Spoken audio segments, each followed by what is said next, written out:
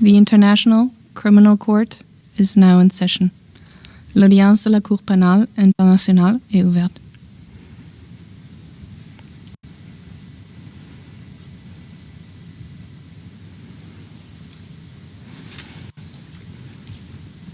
Please be seated. Veuillez vous asseoir.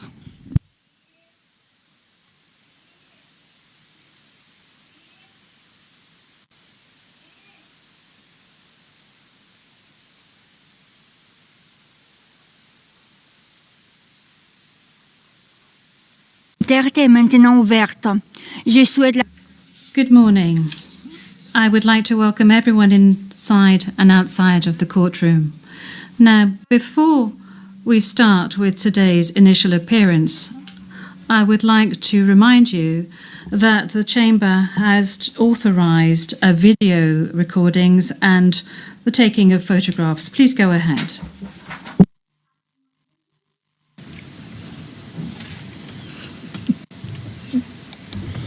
Je vous remercie, vous avez une...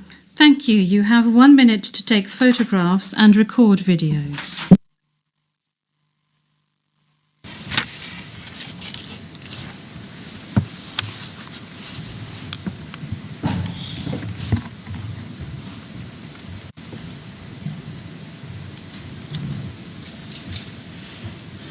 Merci beaucoup.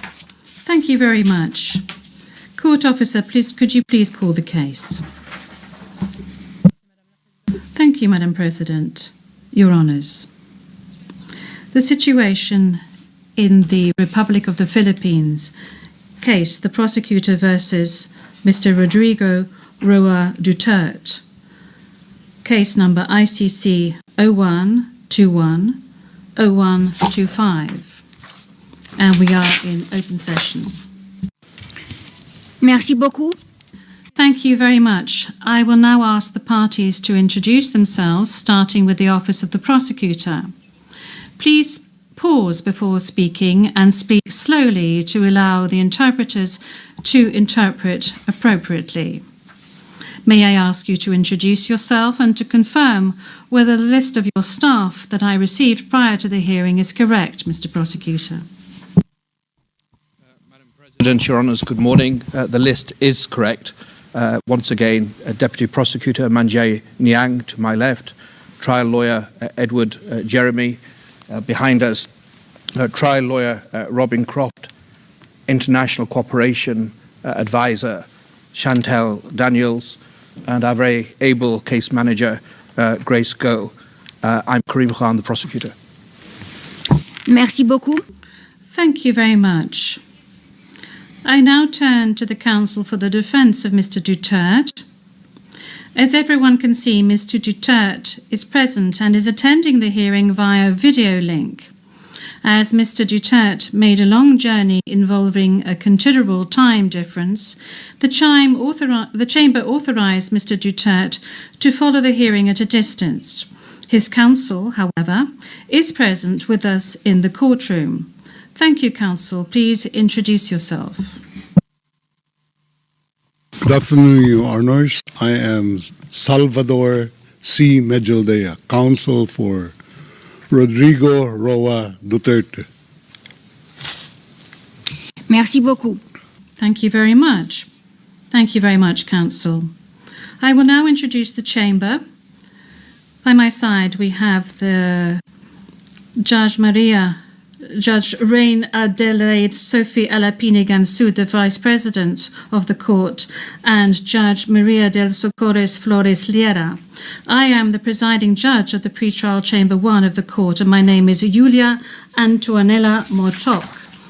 Now, I would like to speak to you, Mr. Duterte. I'm speaking French, but you are receiving interpretation of what I'm saying in English. I understand that you are at ease in the English language and that the interview yesterday at the detention center was conducted in English and that you did not deem it necessary to request interpretation into any other language during this interview. This said, I would like firstly to confirm your identity. Could you provide us with your full names, please? I am Rodrigo Roa Duterte. That's my... J'entends pas. First middle name is Roa. His surname is Duterte.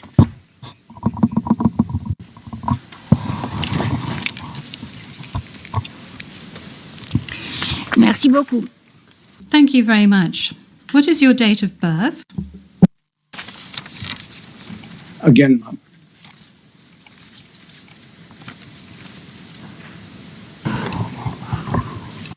Can we request that the question be repeated? I don't think he heard it. Thank you. Repetition from the English booth. What is your date of birth? Yes, thank you very much, Counsel. I was asking quite simply of Mr. Duterte what his full names were, and then I subsequently asked him what his date of birth was and what his place of birth is. Is that all right, Counsel? Yes. Of course, I do. I was born in the province of Leyte in the Philippines.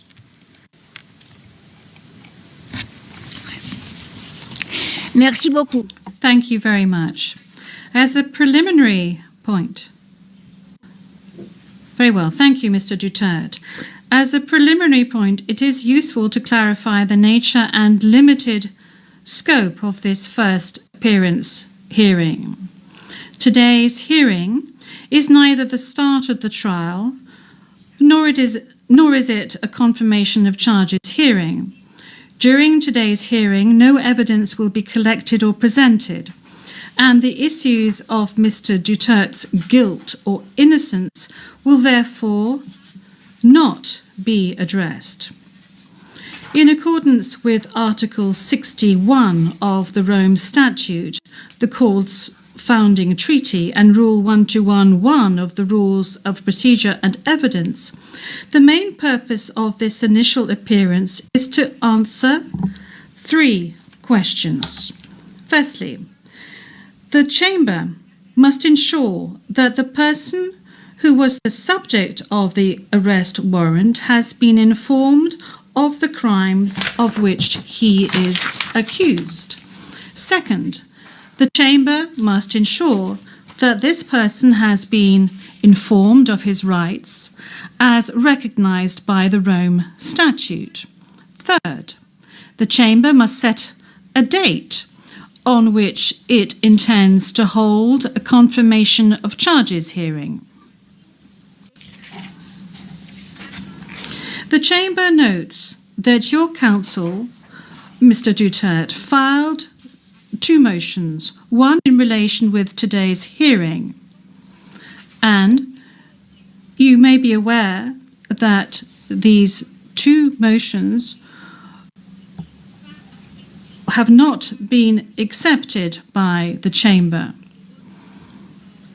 because of the nature of today's hearing.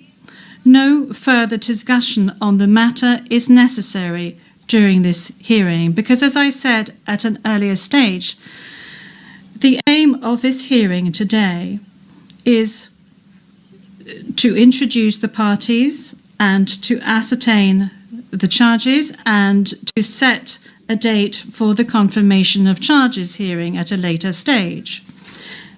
With regard to the first point, I recall that Mr. Duterte has received a copy of the warrant for his arrest and that a redacted version of the prosecutor's application for the issuance of the warrant of arrest is public.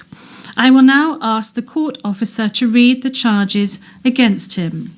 The charges will be read in English. Please, over to you, Madam Courtroom Officer. Thank you, Madam President. Your honours. On 7 March 2025, Pre-Trial Chamber 1 concluded that there were reasonable grounds to believe that Mr. Duterte is criminally responsible pursuant to Article 25(3)(a) of the Rome Statute as an alleged indirect co-perpetrator for the crime against humanity of murder pursuant to Article 7(1)(a) of the statute as follows. A. Murder of at least 19 persons, allegedly drug pushers or thieves, killed by members of the Davao Death Squad in various locations in or around Davao City, Philippines between 2011 and 2016. B. Murder of at least 24 persons, allegedly criminals, such as drug pushers or thieves or drug users, killed by or under the supervision of members of the Philippines law enforcement, sometimes with the assistance of persons who were not part of the police, at various locations in the Philippines between 2016 and 2019. Merci beaucoup, Madame la... Thank you, Madam Courtroom Officer. Mr. Duterte, I'm not going to ask you to stand up because I know your condition, so I'm going to allow you to remain seated. You have just heard the reading of the charges, which are in accordance with the content of the arrest warrant you received. This means that you have been informed of the crimes of which you are accused. And this concludes the examination of the first point mentioned above. I will now turn to the second point, which concerns your rights as a suspect before this court. I will summarize some of these rights, which are of particular importance at this stage of the proceedings. Those rights are as follows. You can benefit from the assistance free of charge of a competent interpreter and benefit from the necessary translations to meet the requirements of fairness. You have the right to have the time and facilities necessary to prepare your defense and to communicate freely and confidentially with the counsel of your choice. You have the right to remain silent, and you cannot be forced to testify against yourself or to confess guilt. You can also make statements in your defense without taking an oath. In addition to any other disclosure provided for in the statute, the prosecutor must disclose to you, as soon as practicable, evidence in his possession or at his disposal that shows or tends to show your innocence or to mitigate your guilt, or that could undermine the credibility of the evidence against you. At the confirmation of charges hearing, you can contest the charges, challenge the evidence presented by the prosecutor, and present evidence. There will be no trial if the charges are not confirmed or if the proceedings against you are completed. You have the possibility to make an application for interim release pending trial. And finally, Mr. Duterte, you have the right to be informed as soon as possible and in detail of the nature, cause, and content of the charges in the language that you fully understand and speak. Counsel, have you understood? Yes, we're listening, ma'am. We're listening, and before it ends, may we be allowed to present a manifestation on the circumstances behind the delivery of Mr. Duterte in this chamber.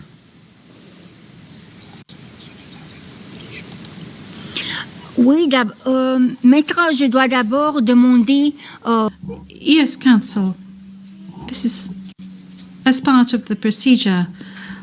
And as we've said since the very outset, I need to ask Mr. Duterte himself to make observations as to the condition of his surrender to the court and the conditions of his detention at the detention facility of the court since his arrival. If he can please tell us these details. Can I do it for my client? Thank you. Can I... Oui, Maître. Oui. The presiding judge. Yes, counsel. Please. 2 days ago, the whole world has witnessed the degrading fashion in which a former president of a sovereign country was bundled into a private aircraft and summarily transported to The Hague. To us lawyers, this would be called an extrajudicial rendition. To the less legally inclined, it was a pure and simple kidnapping. My client was denied all access to the legal recourse in the country of his citizenship, and this all in the nature of political score settling. Two troubled entities struck an unlikely alliance, an incumbent president who wished to neutralize and choke the legacy of my client and his daughter on the other hand, and a troubled legal institution subject to delegitimization and desperate for a price cuts and a legal show today on the other hand. With this in mind, it is not surprising that my client was abducted from his country. ICC private jets do not drop out of the thin air. That jet which received my client was coordinated in advance. The UAE is not a state party to the ICC and has no obligation to cooperate with the court. Yet my client sat in transit in that country for more than 5 hours. I invite the registry's representative to present today in court to explain to the judges exactly how they believe this transfer was anything other than a gross abuse of process. Given the precipitous arrival of my client, an elderly man with debilitating medical issues, hard of hearing and poor of sight, he was taken to a hospital for observation. Only this morning have I met him for the first time with less than an hour to discuss legal issues. I have not been able to present him with a hard copy of the arrest warrant because we were not supplied with such. I have not even been able to explain to him what the prosecution requested when seeking the issuance of the arrest warrant. This is because the chamber only established a redacted version of the prosecution request last night. Other than to identify himself, my client is not able to contribute anything to this hearing. Most importantly, he is not able even to tell you that he has been informed of the charges as contained in the arrest warrant for a reason more pertinent to which I alluded in my written request to this honorable pretrial chamber this morning, and which is confidential in nature.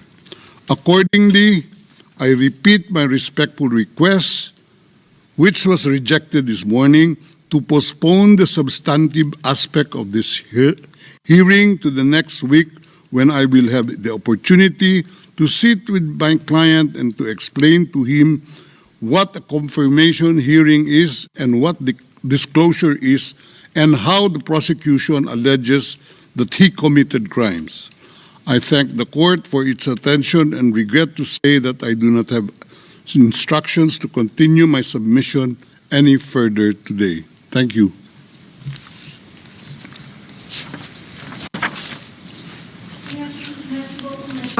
D'abord, concernant Thank you, Counsel. Now, with regard to the health issues of Mr. Duterte, I believe that the court has taken specific measures with regard to his health situation, and I note that subsequent to his arrest and when he arrived at the detention center, the court's doctor was of the opinion that you were fully mentally aware and fit, and that you have undergone further checks and tests at the detention facility. And when you broached health matters, that's saying that you were not able to come to the hearing, the doctors who consulted with you were of the opinion that Mr. Duterte was not in a position to come to the hearing physically, but that if he gave a written permission, he would be able to take part via video link. Now, that is with regard to the health matters that you just mentioned. They are very important, especially concerning the matter of age.